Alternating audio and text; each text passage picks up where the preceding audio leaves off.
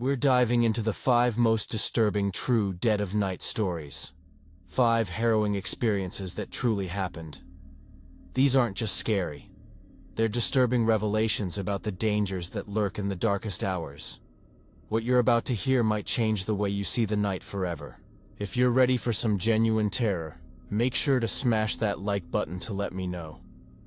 Afterward, tell me which story kept you up in the comments, and don't forget to subscribe to Shak for your regular dose of chilling true events. I drive for a rideshare company. Have been for 2 years now, ever since I got laid off from my sales job. It's not glamorous work, but it pays the bills, and I like the freedom of setting my own hours. I'm 41, divorced, living in Phoenix. I usually work Friday and Saturday nights when the money's good. Bar crowd, airport runs, that sort of thing. I've had all kinds of passengers. Drunk college kids, business travelers, couples arguing, people crying after breakups. You see humanity at its rawest when you're a driver. But I've never had a passenger like the one I picked up 3 weeks ago. It was Saturday, November 2nd, just after 2 a.m. I'd been driving for about 6 hours and was thinking about calling it a night. Then my app pinged with a request. Pick up at a residential address in North Phoenix. Drop off at Sky Harbor Airport. 30-minute ride, decent fare. I accepted. The pickup location was a quiet neighborhood. Modest houses, mature trees, streetlights casting yellow pools on the pavement. I pulled up to the address and waited. The app said the passenger's name was Michael. After a minute, my phone chimed. "I'm here," the message read. I looked around. The street was empty. No one standing by the curb, no porch lights on at the house. "Where are you?" I texted back. "Behind you." I checked my rearview mirror. Nobody there. I turned around in my seat and looked through the rear window. Empty street. My phone chimed again. "Let me in." A chill ran down my spine. This felt wrong. I was about to cancel the ride when I heard the back door handle click. The door opened and someone slid into the back seat. I spun around. A man sat behind me, 30s maybe, wearing a dark jacket and jeans. Average height, brown hair, pale skin. Completely unremarkable except for one thing. I hadn't seen him approach the car. Hadn't seen him at all until he was already inside. "Airport," he said. His voice was flat, emotionless. "Yeah, I got it," I said, trying to shake off my unease. Sometimes passengers appear from between cars or from dark yards. No big deal. I started driving. The route to the airport took us through mostly empty streets at this hour. Occasional gas stations, closed businesses, traffic lights cycling through their patterns for nobody. My passenger sat perfectly still in the back seat, not looking at his phone, not looking out the window, just staring straight ahead at the back of my seat. I could see him in the rearview mirror, and something about his stillness bothered me. Most people fidget, check their phones, look around. He just sat there, hands folded in his lap, eyes fixed forward. "Early flight?" I asked, trying to make conversation. "No," he said. "Nothing else. Just no." We drove in silence for another few minutes. I merged onto the highway, heading south toward the airport. Traffic was light, just a few trucks and the occasional car. The city lights stretched out around us, but they felt distant, isolated. "Do you ever think about the people you drive?" my passenger asked suddenly. I glanced at him in the mirror. "What do you mean?" "After they leave your car, do you wonder what happens to them? Where they go? What they do?" "Not really," I said honestly. "I just drive people. That's the job." He said. Then, after a pause, "I think about you." My hands tightened on the wheel. "Sorry?" "I've been thinking about you for weeks," he said, his voice still perfectly flat. "Watching your patterns. Friday and Saturday nights, usually 6 to 8 hours. You pick up a lot of drunk people. You're patient with them. That's good. You're a good driver." My heart started pounding. "Have you ridden with me before?" "No," he said. "But I've been in your car." I looked at him in the mirror. He was smiling now, but it didn't reach his eyes. They were empty, like doll's eyes. "I don't understand," I said. But I was already looking for a way to end this ride. There was an exit coming up. I could pull off, stop at a gas station, ask him to leave. 3 weeks ago," he said, "you gave a ride to a woman named Jennifer. She was going home from a bar. You dropped her at an apartment complex on Camelback Road. Do you remember?" I did remember. Young woman, mid-20s, a little tipsy but nice. She'd tipped well. "Yeah, I remember. After you dropped her off, you drove away. But I didn't. I followed her inside. She lived alone, 3rd floor, apartment 312. She didn't lock her deadbolt. Just the handle lock. Easy to get through. Ice flooded my veins. What are you talking about? 2 weeks ago, you drove a college student named Brad to his dorm at ASU. After you left, I went inside. His roommate was gone for the weekend. Brad was studying for an exam. Headphones on. Never heard me come in. I jerked the wheel, taking the next exit too fast. My tires squealed. Get out of my car. Last week, he continued, his voice never changing tone. You drove an older man named Robert to a house in Scottsdale. His wife was visiting family. He was alone. I waited until you drove away, then I knocked on his door. He thought I was delivering food. I pulled into a Circle K parking lot and slammed the brakes. Get the fuck out of my car right now or I'm calling the police. I turned around to face him, phone in hand. The back seat was empty. No one there. The door was closed. No sound of it opening, no movement, nothing. Just empty leather seats and darkness beyond the windows. My breath came in short, sharp gasps. I unlocked my phone with shaking hands and turned on the dome light. Checked the back seat, the floor, everywhere. Nothing. No one. Then my phone chimed. A message in the rideshare app. You left before I reached my destination. That's unprofessional. Another message. But it's okay. I know where you live. Another. I've been in your apartment too. I sat there paralyzed as message after message came through. Your bedroom is on the left. You sleep on the right side of the bed. You keep your keys on the kitchen counter. You have a photo of your daughter on the nightstand. She's pretty. How old is she now? 16? I called 911, told them everything, about the passenger, the messages, the threats. They sent officers to my apartment. I gave them the ride details, the pickup address, everything. The pickup address was an empty lot.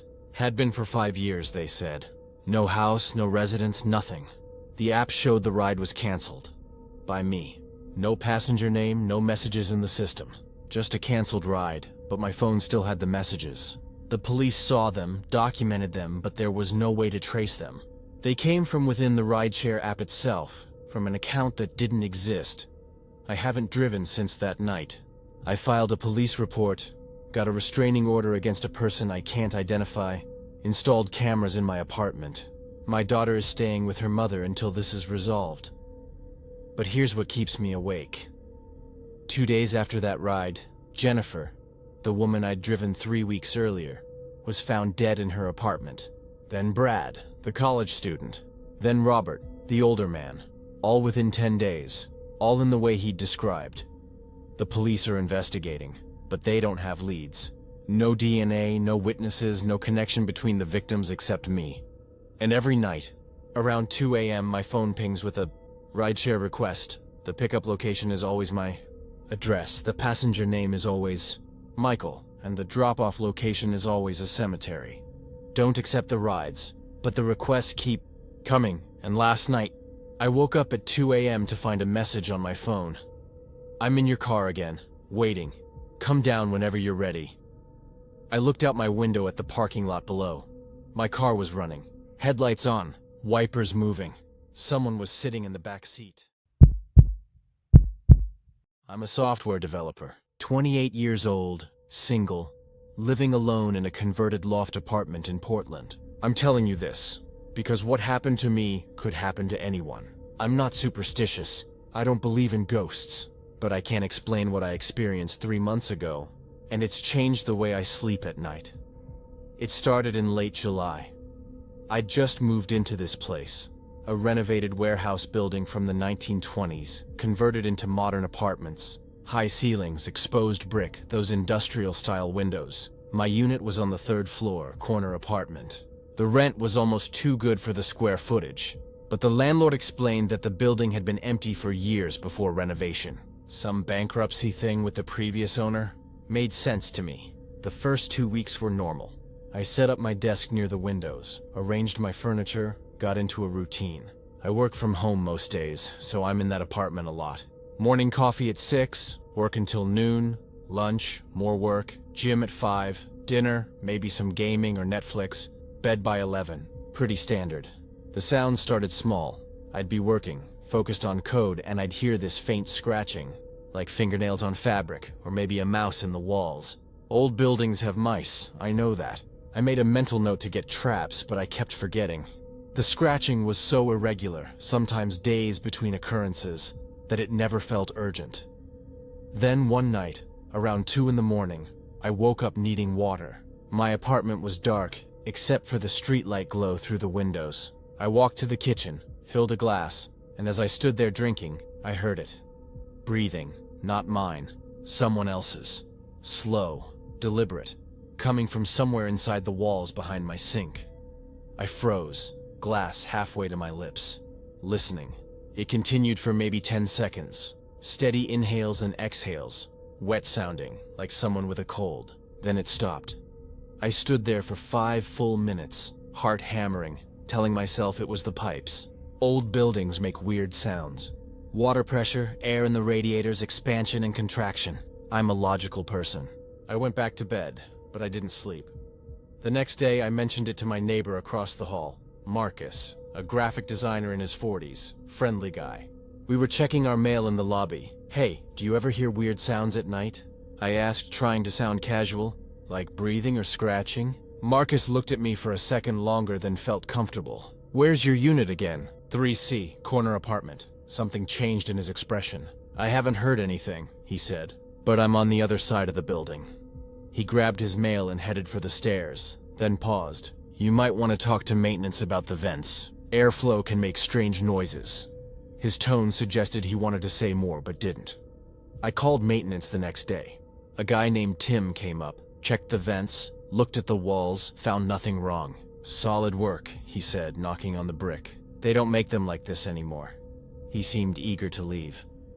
That night, I stayed up intentionally, sitting in my living room with all the lights off, listening. Midnight came and went. Nothing. I felt stupid, an adult man sitting in the dark, hunting for imaginary sounds. Then at 1:47 a.m., I remember the exact time because I checked my phone. I heard it again, breathing. But this time it wasn't coming from the kitchen. It was coming from inside my bedroom wall, the wall my bed was pushed against. I walked slowly to my bedroom doorway and stood there listening. It was clearer now, more distinct. Deep breaths, in and out, with this horrible wet quality, like someone breathing through fluid.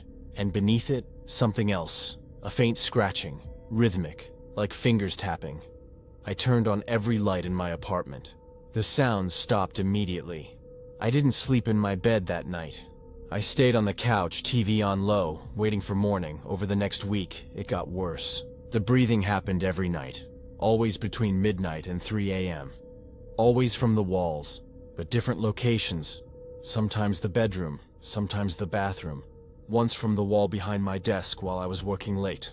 I started recording on my phone, but playback revealed only silence. Whatever it was didn't register electronically. I stopped telling people. I knew how it sounded. But then came the night that broke me. It was a Tuesday, August 15th. I'd barely slept in days. I was exhausted, mentally drained, questioning my own sanity. I decided to do something drastic. I'd sleep in the middle of my living room, away from all walls. I dragged my mattress off the bed frame, pulled it into the center of the apartment, surrounded myself with lights, and lay down with my phone recording beside me. I must have drifted off around midnight. I woke to the sound of breathing directly above my face. My eyes snapped open. The ceiling was maybe 8 feet high, exposed ductwork and beams, and in the darkness between the beams, something was pressed against the ceiling, directly over me. I couldn't see details. The shape was wrong, too flat, too spread out, like someone had been compressed and stuck there. But I could see it moving, expanding and contracting with each breath. And it was looking at me. I don't know how I knew that. I couldn't see eyes or a face, but I felt its attention like weight on my chest. We stared at each other for what felt like hours but was probably seconds. Then I screamed, this raw animal sound I didn't know I could make, and scrambled backward off the mattress. Every light in my apartment went out simultaneously. The breathing grew louder, faster, excited. I heard movement in the darkness, something sliding across the ceiling toward me. I ran blindly for the door, slammed into my desk, Felt my way along the wall, found the doorknob, yanked it open and fell into the lit hallway. I sat there on the carpet gasping, while my elderly neighbor Mrs. Chen opened her door and asked if I was all right. "I'm fine," I lied. "I'm sorry. Nightmare." She looked at my apartment door with an expression I couldn't read. "You live in 3C?" I nodded. "My husband and I used to live there," she said quietly. 20 years ago, before we switched to a smaller unit. We only lasted 3 months." She started to close her door, then paused. "The building manager knows. They all know. They just don't talk about it." "Know what?" I asked, but she'd already shut her door. I spent that night in a hotel. The next day, I broke my lease and moved out. Cost me 3 months' rent as penalty, but I didn't care. I left most of my furniture. Couldn't bear the thought of going back for it. Here's the thing that still keeps me up at night, though. Last week, I was going through boxes from the move and found a flash drive I didn't recognize. I plugged it in. It contained a single video file, timestamp from August 15th, 2:37 a.m. The video showed my apartment, filmed from the ceiling, looking straight down at me, sleeping on the mattress in the center of the room. The camera angle slowly descended throughout the 10-minute video, getting closer to my face. At the very end, right before I woke up screaming, the video went dark, but the audio continued for another 30 seconds. And in that audio, you can hear breathing. 2 sets. Mine, rapid and panicked, and something else, slow and wet, that whispers one word just before the file ends. Stay. I've never told anyone about that video. I deleted it, threw away the flash drive, and tried to forget. But sometimes, late at night in my new apartment, I'll be almost asleep and feel that weight on my chest again. That sensation of being watched from above. And I'll lie there, frozen, too terrified to open my eyes and look at the ceiling.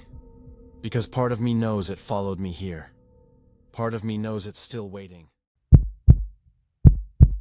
I'm a night shift nurse at a regional hospital in Ohio.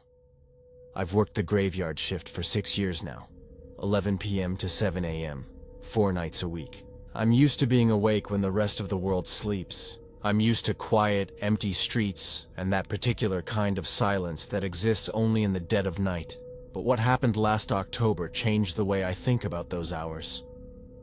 My name is Sarah. I'm 32, divorced, no kids. I live alone in a small ranch house on the outskirts of town, about 15 minutes from the hospital. It's a quiet neighborhood, mostly older couples, retired folks, the kind of place where everyone knows everyone. Safe, boring, even. I'm telling you this because I need you to understand that I'm not someone who scares easily. I've seen death. I've held people's hands as they took their last breath. I've walked through empty hospital corridors at 3 in the morning without a second thought. Fear isn't part of my vocabulary, or it wasn't. It started on October 7th, a Saturday night. I'd just finished my shift and was driving home exhausted. It had been a rough night. We'd lost a patient, an elderly man with pneumonia. These things happen, but they never get easier. I pulled into my driveway around 7:30 a.m., grabbed my bag, and walked inside. My phone was on the kitchen counter where I'd left it, charging. I don't take it to work. Hospital policy. So I'd been without it for 8 hours. When I picked it up, I had 1 missed call. AM exactly. No caller ID, just unknown number, and a voicemail. I almost deleted it without listening. Spam calls, robocalls, wrong numbers, they're constant. But something made me tap play. Maybe curiosity, maybe exhaustion making me less cautious than usual. The voicemail was 90 seconds of silence. Not quite silence, actually. There was background noise, a faint static like an old radio between stations, and breathing. Soft, steady breathing. Like someone was holding the phone close to their mouth but not speaking. Then, right at the end, a voice. Male, barely a whisper. "I can see your house." The call ended. I stood in my kitchen, phone in hand, feeling cold spread through my chest. Wrong number, I told myself. Some kid playing a prank. But I walked to my front window and looked out at my street anyway. Empty. Just parked cars and autumn leaves skittering across the pavement. I tried to sleep, but couldn't. That voice kept replaying in my head. Eventually I got up around noon, made coffee, tried to shake it off. Prank call. Nothing more. But that night, before leaving for work, I checked my phone. Another missed call. 3:00 a.m. again, from the night before. I must have missed seeing it the first time. Another voicemail. This one was 2 minutes long, the same static, the same breathing. But this time, the voice at the end said, "You left your bedroom light on last night. You couldn't sleep, could you?" My stomach dropped. That was true. I had left my bedroom light on. I'd been too unsettled to sleep in the dark. But that could be a guess, right? A coincidence? I saved both voicemails and went to work. During my break, I called the police non-emergency line. The dispatcher was polite but unhelpful. Unknown caller, no direct threat, nothing they could do. She suggested I block unknown numbers and change my voicemail password. I did both.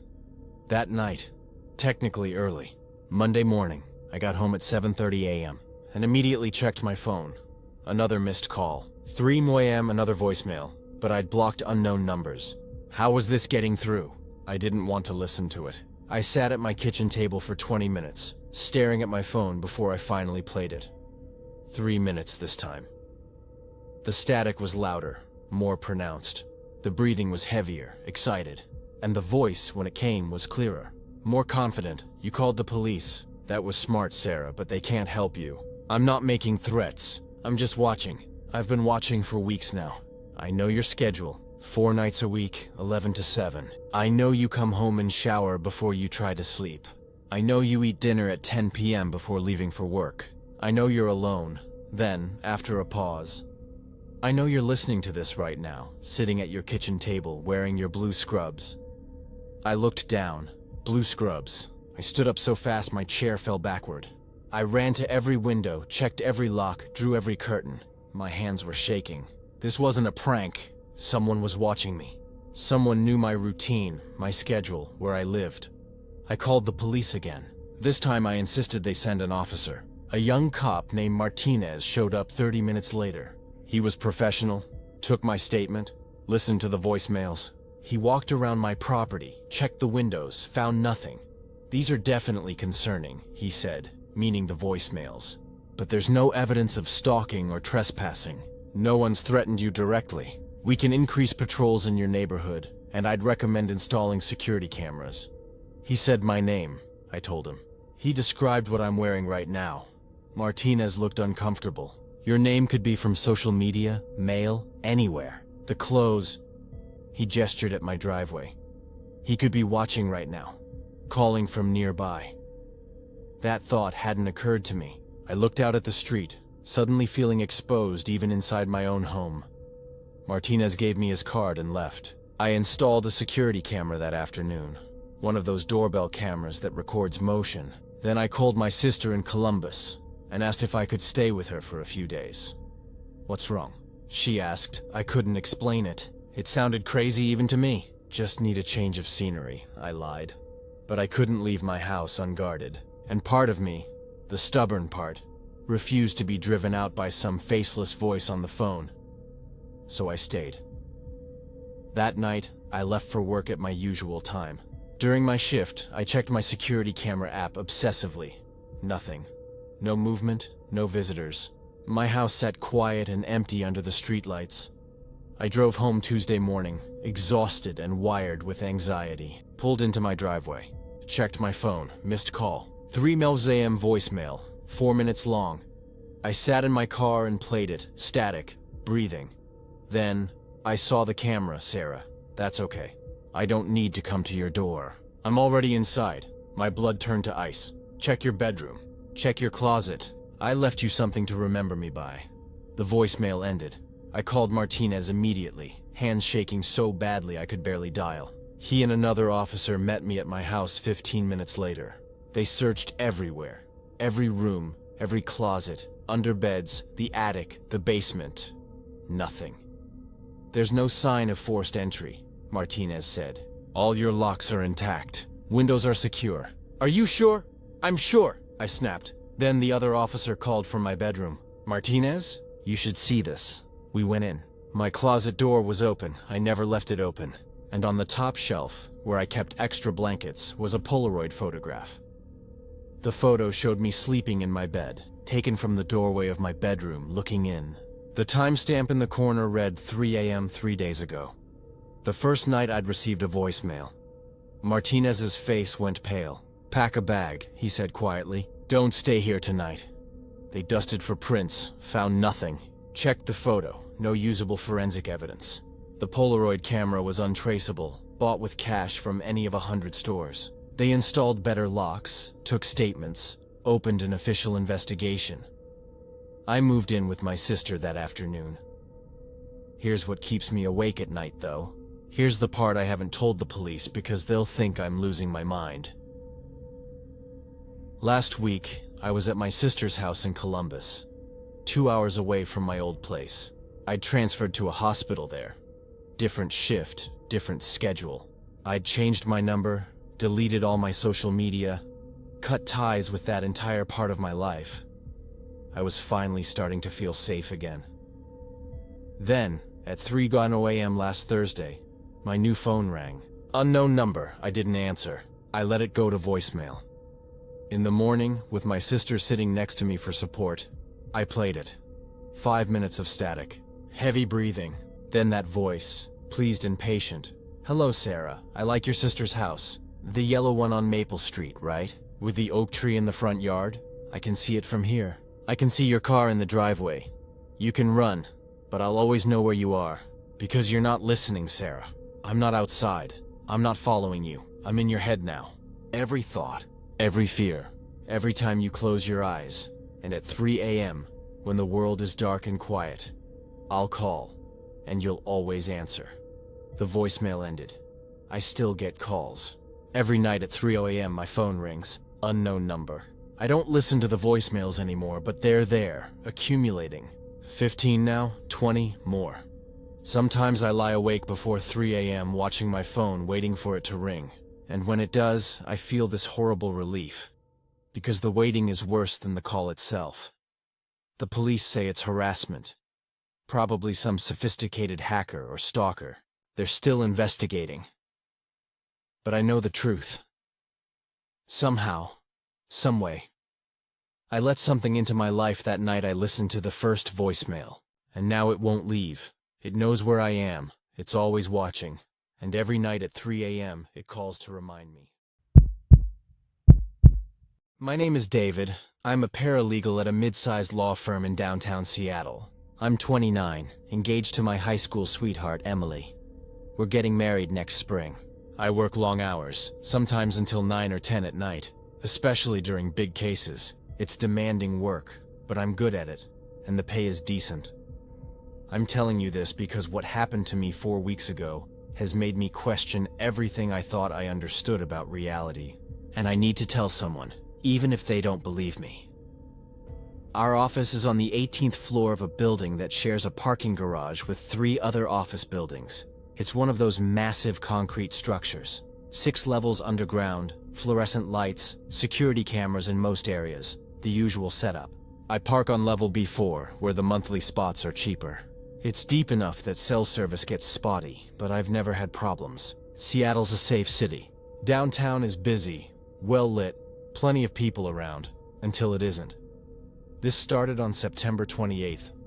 I remember because it was a Thursday, and I'd stayed late working on discovery documents for a litigation case. Most of the office had cleared out by 7, but I kept working. Around 9:30 p.m., my eyes were burning from staring at my computer, so I decided to call it a night. I took the elevator down to the lobby, then crossed to the parking garage entrance. The building was quiet, just the hum of ventilation and my footsteps echoing on tile. I swiped my badge, entered the garage stairwell, and started down. The stairwell is concrete, industrial, with metal railings and those wire-reinforced windows in the doors at each level. As I descended, I heard another set of footsteps below me. Someone else heading down. Normal enough, but the footsteps stopped. I kept going, reached the B2 landing, and paused. Listened. Nothing. Maybe whoever it was had exited on B2 or B3. I continued down to B4. The door from the stairwell opens into a long concrete corridor that leads to the parking area. Fluorescent lights, exposed pipes on the ceiling, that distinctive underground parking smell, exhaust and damp concrete. My car was about 50 yards away, in spot 247. As I walked down the corridor, I noticed someone standing near the entrance to the parking area. A woman, facing away from me, completely still. She was wearing a long dark coat and had straight black hair down to her waist. She didn't move as I approached, didn't turn around, just stood there with her back to me. "Excuse me," I said, slowing down. "Are you okay?" She didn't respond, didn't even twitch. I stopped about 10 feet away, suddenly uneasy. Something about her posture was wrong. Too rigid, too still, like a mannequin. "Miss," I said again. Very slowly, she began to turn toward me. I didn't wait to see her face. Some instinct, some primal warning system told me to move. I walked quickly past her, giving her a wide berth, and headed toward my car. My heart was pounding for no reason I could articulate. She was just a woman standing there, probably waiting for someone. Nothing sinister, but I didn't look back. I got to my car, unlocked it, slid inside, and locked the doors immediately. Then, feeling foolish, I glanced back toward the corridor entrance. She was gone. The area was empty. No woman, no movement, nothing. I sat there for a moment, trying to rationalize what I'd seen. She must have walked away while I wasn't looking. Simple explanation. I started my car and drove up the exit ramp, eager to get home. The next night, Friday, I stayed late again. Same routine. Worked until 9:30, took the elevator down, entered the parking garage stairwell, and again I heard footsteps below me. The same pattern. They stopped when I paused. This time, I called out, "Hello?" No response. Just silence and the faint hum of the building's ventilation system. I continued to B4, pushed open the stairwell door, and there she was again. The same woman, same dark coat, same position, standing with her back to me at the entrance to the parking area. My mouth went dry. This couldn't be the same person. The chances of someone standing in the exact same spot, in the exact same position, 2 nights in a row, were astronomical. "Hey," I said, my voice shakier than I wanted.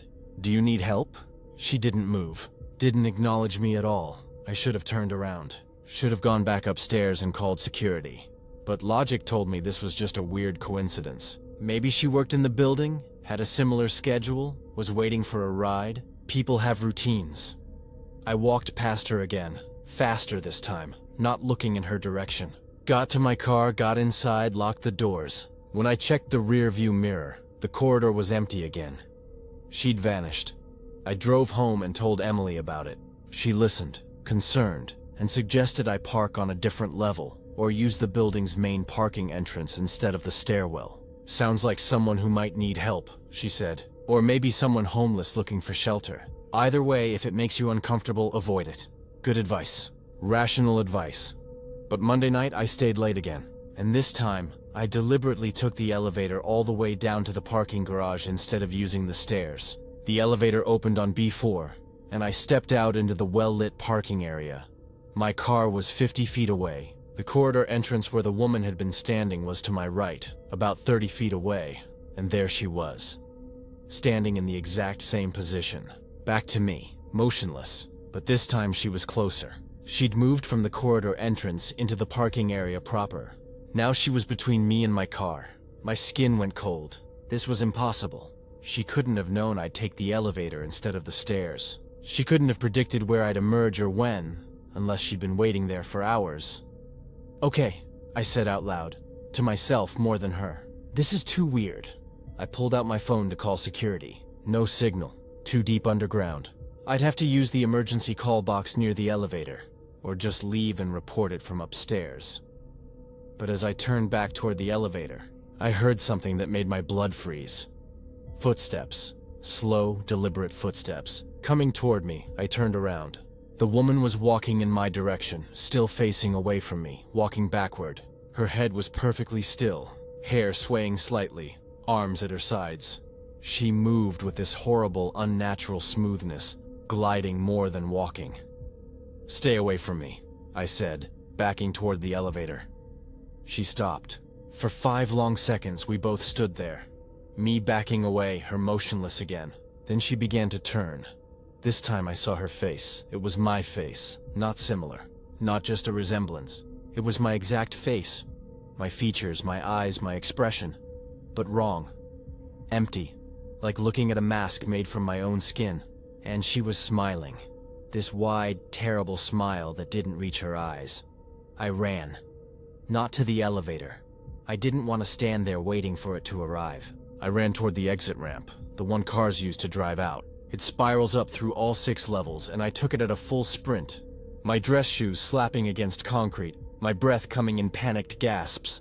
Behind me, I heard running footsteps, fast, getting closer. I didn't look back. I couldn't. I just ran, up and up around the spiral curves, until I burst through the gate arm at street level and stumbled onto the sidewalk. A few pedestrians stared at me. A wild-eyed man in a suit, gasping for air. I turned and looked back at the garage entrance. Nothing emerged. No one followed me out. I took an Uber home. Left my car in the garage overnight. The next day I went back with Emily and building security during daylight hours. They checked the cameras. Here's what they found.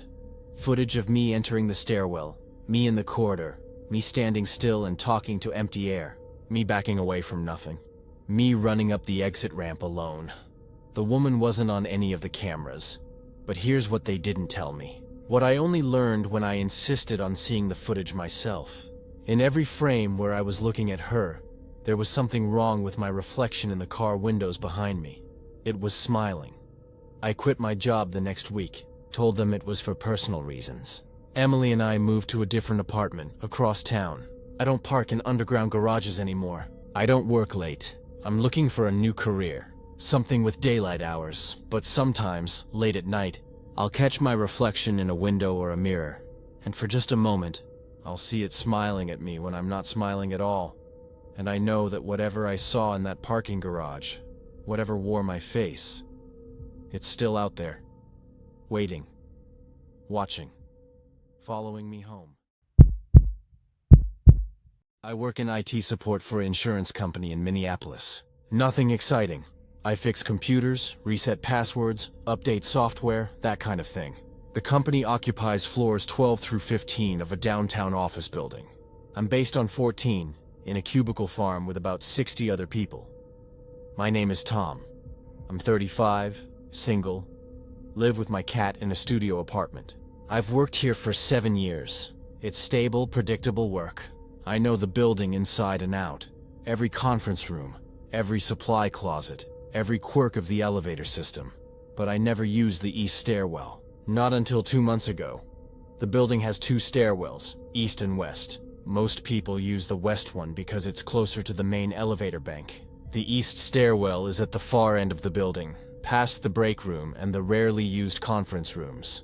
I'd walked past it thousands of times but never opened the door. Until August 19th. That day, I'd stayed late to finish imaging some new computers. Around 7 p.m., I needed to run something down to storage on floor 12. The west elevators were being serviced. There was a sign on them. And I didn't feel like waiting for the east elevators. So I decided to take the stairs. 2 flights down, easy. I pushed open the east stairwell door and stepped inside.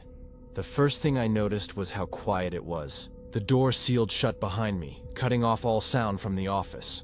The stairwell was concrete and metal, painted institutional beige, lit by fluorescent lights. Standard stuff, but the silence was absolute. No hum of ventilation, no distant voices, nothing. I started down the stairs. My footsteps echoed strangely, like the space was bigger than it should be. Between the 13th and 14th floors, I passed a landing with a small window. Through it, I could see the city outside, already getting dark. That's when I heard the footsteps above me. Someone else in the stairwell, coming down. The sound was clear, shoes on concrete, steady rhythm, maybe 2 flights up. I kept walking, expecting whoever it was to catch up or call out a greeting. We were probably the only 2 people using these stairs, but the footsteps maintained the same distance. Always 2 flights up, matching my pace exactly. When I sped up, they sped up. When I slowed down, they slowed down. I reached floor 12 and pushed through the door into the hallway, relieved to be out of that oppressive silence. I dropped off the equipment in storage, chatted briefly with the security guard making his rounds, then headed back. I should have taken the elevator, but I told myself I was being ridiculous. It was just a stairwell. Someone else had been walking down, that's all. Coincidence that we'd matched pace. I pushed open the door to the east stairwell and started climbing. Immediately, I heard footsteps below me. 2 flights down, same steady rhythm matching my pace. I stopped. The footsteps stopped. I started again. They started again. Hello? I called out. My voice echoed weirdly, seeming to come from multiple directions. No response. Just footsteps. Always 2 flights below. Never getting closer or farther away. I climbed faster, taking the stairs 2 at a time. The footsteps below me accelerated too, maintaining that exact distance. My heart was pounding now, and not from exertion. Something was very wrong with this stairwell. I burst through the door onto floor 14, breathing hard. The familiar office corridor stretched out before me. Fluorescent lights, cubicles, the soft hum of computers. Normal, real. I went back to my desk and tried to shake it off. Old building, weird acoustics, maybe the echo of my own footsteps bouncing around. I'd read about that. How sound can play tricks in enclosed spaces. But the next day, I couldn't stop thinking about it. During lunch, I walked down to the east stairwell and stood outside the door, looking at it. Just a regular door. Gray metal, a small window at eye level showing concrete stairs beyond. I opened it and stepped inside. Immediately, the silence wrapped around me like a blanket. I was on floor 14. I looked up the stairwell, then down. Empty in both directions. The lights stretched away above and below, landing after landing, seemingly forever. I knew this was a 15-floor building. I'd seen it from the outside, but looking up I couldn't see where the stairwell ended. It just kept going, flight after flight, into darkness. I walked up to floor 15, pushed open the door. The top floor was there, just like always. Executive offices, thick carpet, fancy lighting. Normal. I went back into the stairwell and looked up. The stairs continued past floor 15. More flights, more landings, leading up into shadows. That wasn't possible. I climbed past floor 15. The door there was marked 15 in faded paint, but the stairs kept going. I passed a landing marked 16, then 17. The lights started getting dimmer. The paint on the walls was older, peeling in places. 19. The numbers were hand-painted now, crude and uneven. My logical mind was screaming at me to stop, to go back down, but I kept climbing. I had to see where this led. 20. 21. The air was getting colder. My breath started fogging. At floor 22, I stopped. The landing here was different. Instead of a door leading to an office floor, there was just a solid concrete wall. And painted on that wall, in large dripping red letters, were the words, "Turn back." Below it, in smaller writing, "They're waiting below." I stood there, heart hammering, staring at those words. Then I heard it. Footsteps, multiple sets coming up from below. Not matching my pace this time. Running, getting closer, I bolted, ran down the stairs, past the numbered landings that shouldn't exist. 21, 20, 19. The footsteps behind me were getting louder, closer. Multiple people running hard, their breathing ragged and wet. I didn't look back. I just ran, down and down, past 18, 17, 16, until finally I saw the door marked 15. I grabbed the handle and pulled. It was locked. I yanked on it, panic flooding through me. The footsteps were right behind me now, just around the last turn. I could hear whispering, urgent and angry words I couldn't make out. I ran down to 14, grabbed that door. It opened. I fell through into the office corridor and slammed it shut behind me. Through the small window in the door, I could see the stairwell. Empty. Silent. Just concrete and fluorescent lights. But as I watched, a shadow passed across one of the landings above, then another, and another. Multiple figures, moving down toward the floor 14 door. I backed away and returned to my desk. I didn't tell anyone. Who would believe me? But I started researching the building. Found old newspaper articles from 1987. There had been an accident during construction. 3 workers died in the east stairwell. Something about a collapsed scaffold, but the details were vague. The building was completed anyway. Opened in 1988. I also found something else. A post on an obscure forum from 2019. Someone asking if anyone else had experienced spatial anomalies in the east stairwell of the building at my address. The post had no replies. I don't use that stairwell anymore. But here's what bothers me. Last week, the fire alarm went off. A drill, routine. Everyone had to evacuate using the stairs. Elevators shut down during fire alarms. Most people used the west stairwell. But a few people, including my manager, used the east one. My manager came down with a strange look on his face. "Did you use the east stairs?" he asked me. "No," I said. "West side. Why?" He shook his head. "Weird acoustics in there. Could have sworn I heard someone screaming on one of the upper floors. Probably just echoes." 3 days later, my manager didn't show up for work. Or the next day. Or the day after that. His wife reported him missing. The last place anyone saw him was leaving the office building after the fire drill. Police checked the security cameras. They show him entering the east stairwell on floor 14 during the evacuation. They don't show him leaving. They searched the stairwell top to bottom. Found nothing. No trace of him anywhere. But yesterday, I needed something from storage on 12. Without thinking, still distracted by worry about my manager, I pushed open the east stairwell door and started down. Between 13 and 12, I found something on the landing. My manager's ID badge. Just sitting there on the concrete and written on the wall above it in that same dripping red paint. He went up. Below that, "Don't follow." I grabbed the badge and got out, gave it to the police. They asked me why I went into that stairwell when I knew my manager had disappeared there. I didn't have a good answer. But now, every time I walk past that door, I hear footsteps on the other side. Sometimes going up, sometimes coming down. And yesterday, someone taped a piece of paper to the outside of the door. Handwritten, single sentence. "Tom, come find me. I'm on floor 47. Mark is my manager's name. There is no floor 47. The paper is still there. No one else seems to see it. And at night, when the office is empty and I'm working late, I hear my name being called from inside that stairwell.